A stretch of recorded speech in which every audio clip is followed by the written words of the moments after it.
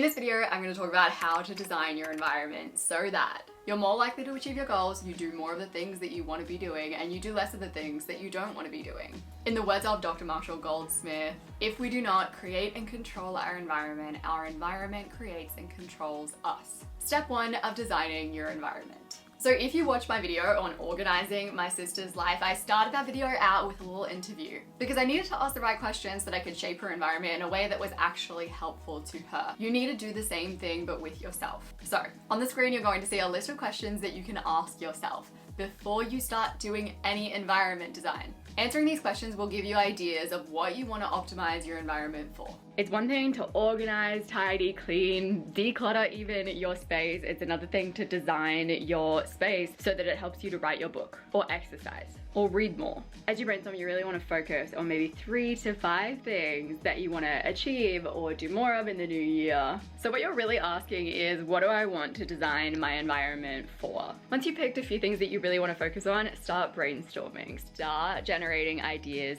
for things that you can do, changes that you can make in your environment that will make those things easier to start, easier to keep doing. So for my brainstorming, I've just got a messy mind map. I really like just being able to write anything, anywhere when I'm brainstorming. So for me, I want to make going on beach days, picnic days, working at cafes, and going on walks with Luke easier. These are all things that I already do, but I just want to make them easier to do. Make them more likely to happen by shaping my environment. I want to make note-taking easier. I want to make meditation a little easier, but sometimes in the morning I don't quite get to it. And I want to make journaling on my iPad at night as well easier. Think on questions like, how can I make things for that activity easier to get out? Where can I place certain things so that there's a strong visual cue for that habit? A good question to ask as well is, why am I not doing this already? Where is that resistance coming from? Is there anything that's really annoying about getting started when it comes to meditating, journaling, whatever? And step 3 is take action. So you've written out a bunch of ideas, actually do them. So I decided to redesign my entryway so that it was optimized for leaving the house. So to kick off, I got a cheap storage bench from Kmart and I set that all up. It was super easy to set up and it wasn't too expensive. Plus, it kind of went perfectly with our little hook thing at the top. The wood seemed to match really well, so I was stoked about that. So I set up a little shoe holder at the front door. Originally, it looked like this and it looked nicer like that, but I know myself too well. The thing on the top would stop me from putting my shoes in it like 1000%. So, and I wouldn't use it and it wouldn't be very functional. Hate to do it, but we gotta put function over style. It's a cheapish bench from Kmart, so I'm not too worried. So I made my own little DIY changes to the shoe holder and honestly, so much better. So happy I made these changes. So I adjusted it so it's just these two. And I'm just gonna put all of my active shoes there. So they're super easy to access. And we might even store socks there, I'm thinking. We'll see. So the goal with the entryway was really just to take the hassle and the fuss out of leaving the house by just having everything that I need in the one spot, or as much as I could in the one spot. So to start, I put down all of my active shoes.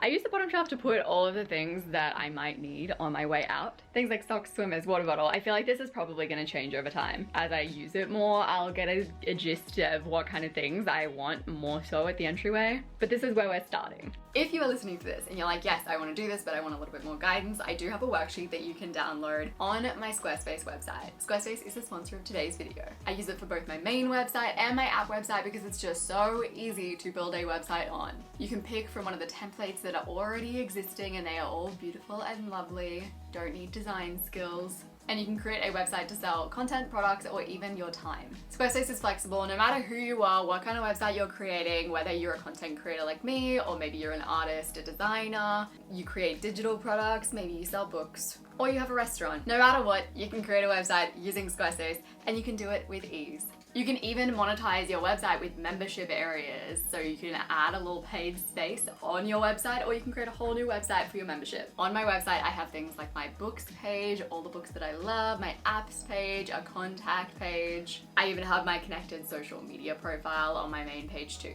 I like using Squarespace because it's fully drag and drop. It's just easy and you just don't have to think to make something that still looks good. Get 10% off of your first purchase by clicking the link in the description down below, squarespace.com/MichelleB. You can start your free trial, get 10% off. That is squarespace.com/MichelleB. So Let me show you through. So I added this little hook thing and I attached 2 beach towels to it. For Luke's job, he does aquatherapy, so he's always using up the towels. So when we want to go to the beach, it feels like we just don't have towels to grab, and I want there to just always be 2 towels there. I put my walking shoes here, my climbing shoes here, my roller skates here. I don't know if these will stay here, we'll see. Socks to make things even easier. Luke's socks. I've got my swimmers in a basket, and there's 1 water bottle in there. Obviously, I've taken on most of the real estate with all of my shoes and bits and bobs. Lucky Luke loves me. He'll be okay with it. I kind of love it. I feel like I didn't think it was super bare before, but looking at it now, I'm like, oh, it looks like someone actually lives here and does things.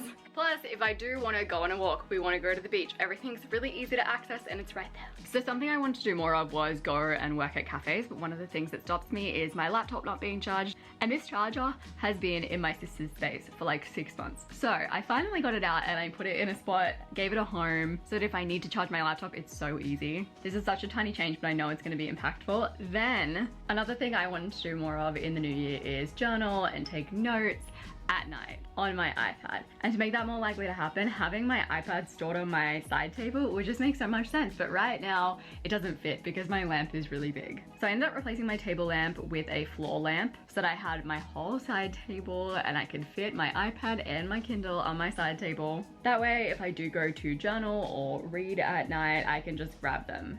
I also set up a little shortcut on my iPad. I kind of went through all of my shortcuts, to be honest, and refreshed them, but I created one shortcut called journaling and one called note taking, and basically these shortcuts just open all the apps that I need to start journaling or to start reading and taking notes.